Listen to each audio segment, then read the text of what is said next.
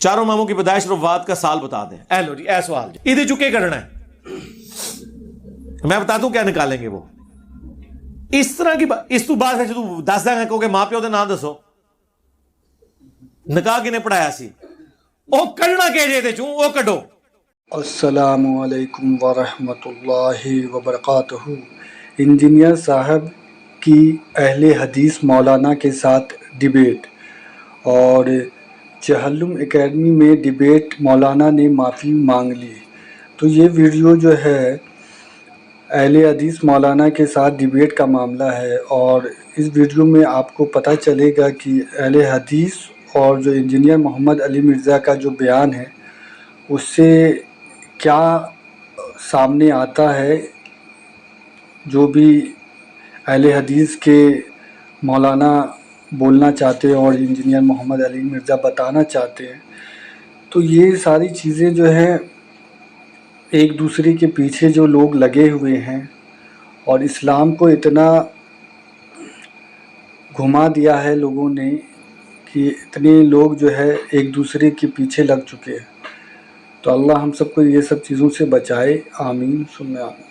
اس میں سے پتہ کیا نکالتے ہیں, ذرا یہ میں جو سوال لکھ رہا ہوں اس کو ٹونٹ نہیں کر رہا, آپ کے دماغ میں کسی نے ڈالا ہے, میں اس کو کہہ رہا ہوں سوال بے فکر ہو کے تھے لکھا کرو, ٹھیک ہے نا. ہم نے آج تک کسی سے اس کا مسلک نہیں پوچھا, کبھی کسی سے نہیں پوچھا کہ اے پٹھا سوال کے لیے لکھا کھلو جائے.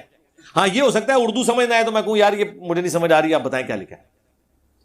یہ صرف اس لیے پوچھتے ہیں کہ جب آپ ان کو بتائیں کہ جی امام مالک 179 میں فوت ہوئے ہجری میں, امام حنیفہ 150 ہجری میں فوت ہوئے, امام شافعی 204 ہجری میں 204 میں فوت ہوئے, احمد بن حنبل 241 میں فوت ہوئے, تو وہ پھر آپ سے پوچھیں گے پھر امام بخاری کب فوت ہوئے, وہ ہم کہتے ہیں جی 256 میں.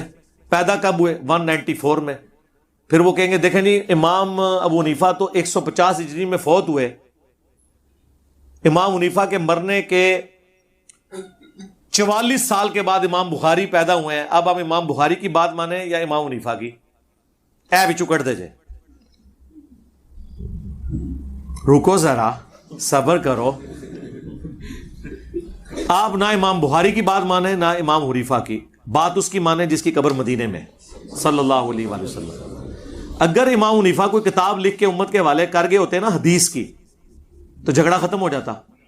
امام مالک کی کتاب الموطا امام مالک پوری دنیا میں موجود, امام شافعی کی کتاب مسند شافعی پوری دنیا میں موجود, ہمارے پاس رکھی ہوئی ہے ساری. امام احمد بن حنبل کی کتاب مسند امام احمد ہمارے پاس موجود, پوری دنیا میں موجود. امام حنیفہ کی کون سی حدیث کی کتاب ہے جو انہوں نے امت کے حوالے کی ہے؟ ہر چیز آپ نے ان کی طرف منسوب خود سے کی ہوئی ہے. پھکے والا جواب بھی ہے کہ امام ابو حنیفہ رحمۃ اللہ علیہ سے بھی پہلے ایک امام ہے, امام جعفر الصادق, ہاں فقہ جعفری والے. ان سے پہلے امام محمد باقر جو ان کے والد تھے. جس طرح ہمارے اسٹوڈنٹ پوچھتا ہے تسی کہڑے امام نو مننے ہیں, ساڈے اسٹوڈنٹ کہتے ہیں امام حسین نو. ہاں آؤ نہ ہوں, نہیں وہ چار جڑے امام نے, چار امام دی کہ تو شاہی کوئی نہیں امام حسین دے مقابلے. ہاں امام حسین نو مننے, چلو امام نو ہی مننا, امام حسین نو مننے, چلو ٹرو گے. اور امام حنیفہ سے پہلے جو لوگ تھے, پہلے 80 سال کے مسلمان, وہ کس امام کو مانتے تھے؟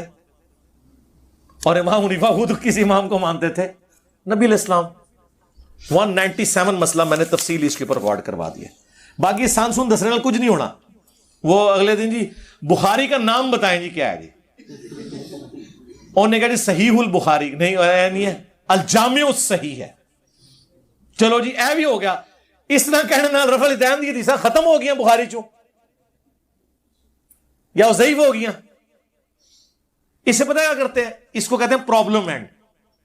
اس کے بعد وہ اپنی پبلک پہ دھاک ڈالتے ہیں کہ جن کو یہی نہیں پتا کہ بخاری کا نام کیا ہے, لہذا اگر یہ بخاری سے کوئی حدیث بتائے نا آپ نے نہیں ماننی.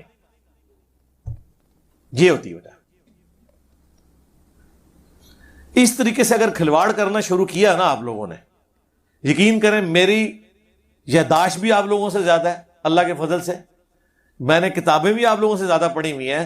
آپ کے بڑے بڑے مفتی بھی بیٹھے نا, میں نے شروع ہو جانا ہے. میں پہلا سوال کرنا ہے 10 المعجم الکبیر طبرانی کی نہیں ہے روایتاں نے 10, مفتی منیب نے بھی نہیں کدے گیڑیاں ہونی نہ مفتی تقی عثمانی نے. مجموع زوائد کیڑے امام نے لکھی اور کیڑے سان فوت ہویا تو کنیاں حدیثاں نے ادیش,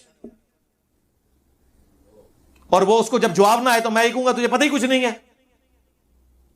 اس طرح کے سوال تو کئی بنائے جا سکتے ہیں. ہمارے ایک اکیڈمی کے بھائی حسن بھائی, وہ اہل حدیث کی مسجد میں ہاتھ چھوڑ کے نماز پڑھ رہے ہیں, 2-4 دن ہضم ہوتا ہے. دیکھیں ناف کے نیچے ہاتھ باندھنے والے ان کو ہضم ہو رہے ہیں, اور جو رفری دین کے ساتھ ہاتھ چھوڑ کے نماز پڑھ رہا ہے اس سے نفرت کر رہے ہیں, حالانکہ وہ موحد بھی ہے. یہ ہے بغض. دوسرا پکا مقلد ہے, عقیدوں میں شرک بھی ہے, اس کے ساتھ محبت کریں گے, یہ بغض کی علامت ہے. تو ایک مولوی آیا اہل حدیث سے کہ مدرسے سے پڑھ کے, اس نے کہا جی اس نے کہا جی مصنف ابن شہبہ کے اندر حدیث موجود ہے. اب وہ اس بیچارے کو نام نہیں تھا آتا, المصنف لی ابن ابی شیبہ ہے. اس طرح بولنے نال یا اگر کوئی غلط انہوں بول دے تو وہ حدیث ختم ہو جاتی ہے. اس نے کہا اس میں عبداللہ ابن زبیر ہاتھ چھوڑ کے نماز پڑھتے تھے, اور عبداللہ ابن زبیر نے نماز حضرت ابوبکر سے سیکھی تھی اپنے نانا سے, اور انہوں نے نبی علیہ السلام سے. کہتے ہیں نہیں آپ کو تو نام ہی نہیں صحیح طریقے سے آتا کتاب کا. بھئی کتاب کا نام اگر صحیح نہ آئے, اگر کوئی قرآن کو صحیح طریقے سے نہ پروناؤنس کر سکے تو اس کی وجہ سے قرآن کی آیت کیسے ختم ہوگی جو وہ پیش کر رہا ہے. میں خیال لیا انہوں کس طریقے تھے. اس جو مسجد کے کمیٹی کا جو صدر تھا نا, وہ میرا دوست تھا. اس کو میں نے کہا یہ قاری صاحب جو آئے نا, ہم نے ان کی ضیافت کرنی ہے, ذرا لے کے آئے ان کو. اس کو میں نے ساتھ بٹھا لیا, ٹھیک ہے. اور اس واقعے کے گواہ کتنے ہماری اکیڈمی کے لوگ ہیں یہاں موجود ہیں جنہوں نے یہ منظر اپنی آنکھوں سے دیکھا ہے. میں نے کہا یار تم سے ایک بندہ بات کر رہے, تم اس کے ساتھ سولوشن اینڈ کی بجائے پرابلم اینڈ پہ کھڑے ہو. اس کو تو چھوڑ دو, تم عالم دین ہو نا. میں نے کہا مجھے بتاؤ المصنف ابن ابی شیبہ, اس کا جو مصنف ہے اس کا اپنا نام کیا ہے؟ کہتے ہیں مجھے نہیں پتا. تو میں نے کہا تو نے ڈگری کہاں سے لی ہے؟ ان کا نام تھا ابو بکر. ابن ابی شیبہ تو جس طرح ہم ابن ابی طالب کہتے ہیں نا مولا علی کو, نام تو ان کا علی ہے نا. اچھا میں نے کہا یہ بتاؤ المصنف ابن ابی شیبہ میں حدیثیں کتنی ہیں؟ کہتا ہے مجھے نہیں پتا. میں نے کہا یہ روئے عرض پہ سب سے بڑا احادیث اور اثار کا مجموعہ ہے, آلموسٹ 40,000 احادیث اور اثار ہیں اس میں. اچھا میں نے کہا المصنف حدیث کی کس کتاب کو کہتے ہیں؟ کہتا ہے مجھے نہیں پتا, پڑھا ہے ایسی منو پتا نہیں. اندازہ کریں, المصنف حدیث کی اس کتاب کو کہتے ہیں جس میں کثرت کے ساتھ صحابہ کرام کے اعمال لکھے ہوئے ہوں اور تابعین کے آثار موجود ہوں.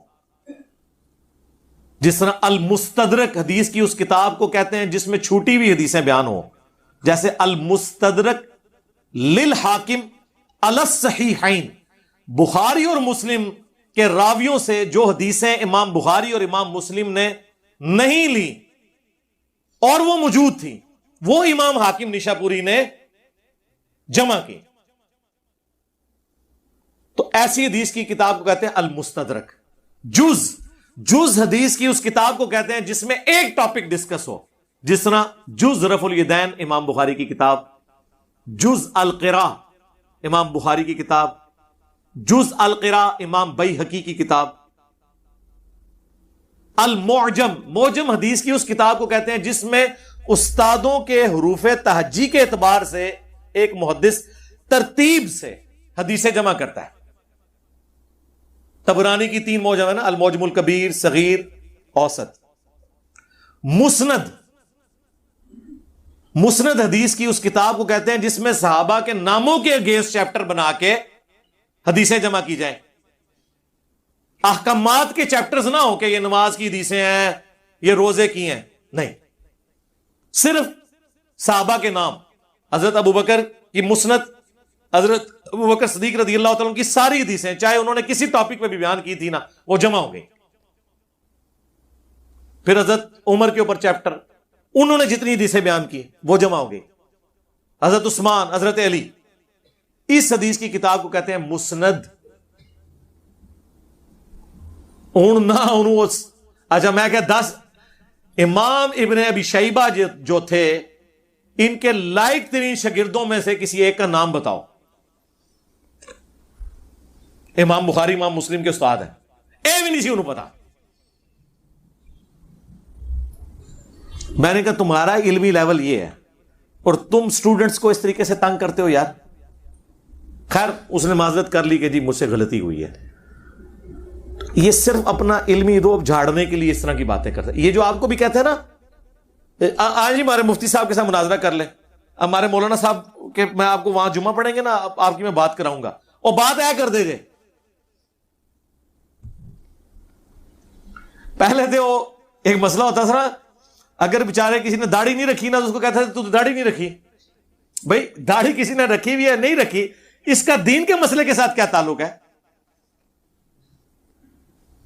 آج کل ایک نیا اعتراض مارکیٹ میں آیا ہے.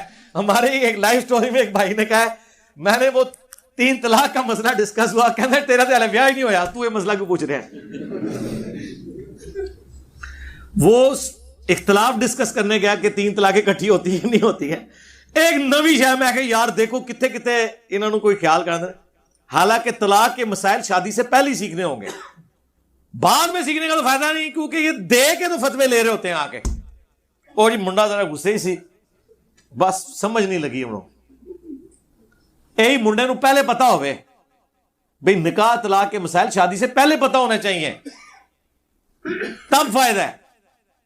ایسے ایسے اعتراضات کہ بندہ حیران رہ جاتا ہے کہ یار یہ شیطان بھی کہتا ہوگا کہ ٹھیک ہے میں بھی چھٹیاں تے ٹور جانا ہوا. ہاں انہوں نے ایسی کوئی سیٹ میری سنبھال لی ہے نا